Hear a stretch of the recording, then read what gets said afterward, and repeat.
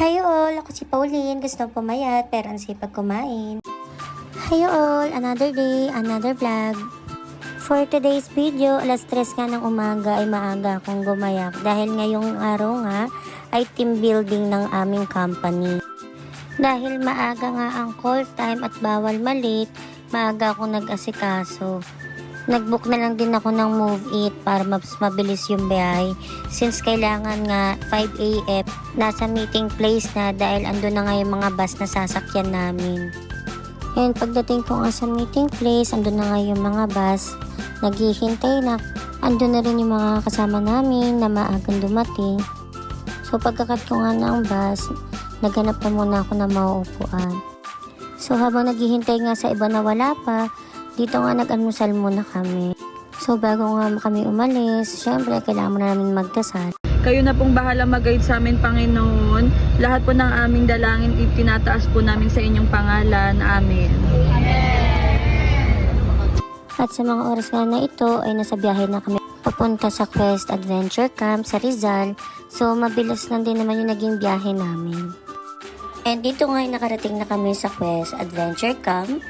And pagdating nga namin, nag-asikaso lang kami ng mga gamit namin, nag-ayos at naganap na mapepwestuhan.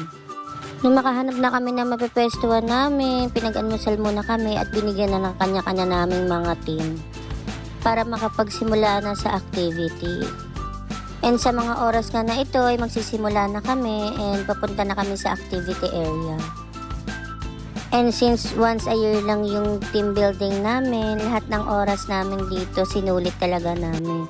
Kahit na napapagod, nahihirapan, pero lahat naman kami naging masaya. Though hindi kami nanalo sa activities, pero as a team, ganoon naman talaga, hindi naman laging perfect. Ang pinakamagandang lesson o natutunan lang namin dun is kung paano mapakisamahan yung team mo at kung paano kayo mag-work together. Siyempre, lahat ng activities na ginawa namin doon kasama buong team at nakakatuwa lang na lahat talaga nakisali at nakiisa at lahat ay game na game sa lahat ng activities na ginawa.